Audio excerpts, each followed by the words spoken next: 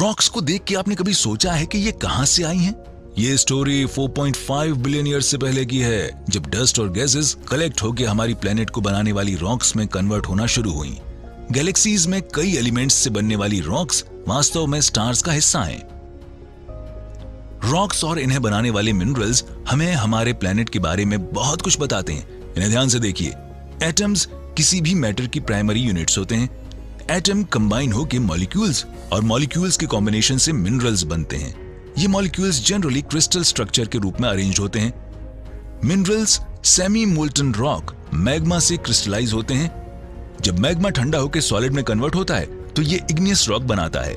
ये rock 3 primary rocks igneous, sedimentary और metamorphic rocks में से एक है। ग्रेनाइट इग्नियस रॉक है। ये अर्थ के कई कॉन्टिनेंट्स में पाई जाती है। स्लो कूलिंग होने की वजह से इनके क्रिस्टल्स बहुत बड़े होते हैं। वोल्केनो इरप्शन के समय लावा तेजी से ठंडा होकर छोटे छोटे क्रिस्टल्स बनाता है, जो बाद में एक्सट्रूसिव इग्नियस रॉक में कन्वर्ट हो जाता है। ज्यादातर ओशन फ्लोर और मून बेसाल्ट रॉक से बना है। ये रॉक्स समय समय पर वेदरिंग इफेक्ट के कारण टूटती रहती हैं।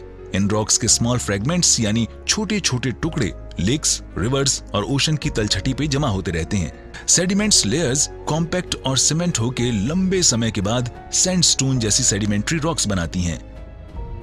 लाइमस्टोन भी एक सेडिमेंट्री रॉक है।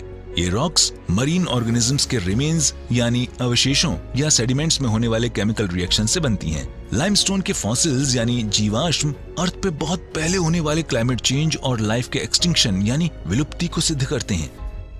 क्या आपको पता है कि आपके पैरों के नीचे की जमीन लगातार मूव कर रही है? डिफरेंट कॉन्टिनेंट्स और ओशनिक क्रस्ट में प्लेट टेक्टोनिक्स प्रोसेस के मुताबिक पुलिंग, पुशिंग और स्लाइडिंग होती है। ये प्रोसेस रॉक्स को हीट करने के साथ साथ स्क्वीज भी करती है, जिससे मिनरल्स रियलाइन या क्रिस्टलाइज होकर मेटामॉर्फिक रॉक में कन्वर्ट हो जाते हैं। रूफ टाइल्स में यूज होने वाली स्लेट और मार्बल मेटामॉर्फिक रॉक्स के एग्जाम्पल हैं। रॉक्स और मिनरल्स में होने वाले चेंजेस से हम उनके ओरिजिन को समझ सकते हैं। जियोलॉजिस्ट्स रॉक्स के साइज, शेप, कलर और उनमें मिनरल्स के अरेंजमेंट के बेसिस पे उन्हें क्लासिफाई करते हैं। रॉक की कई लेयर्स इस तरह के सेक्शंस बनाती हैं।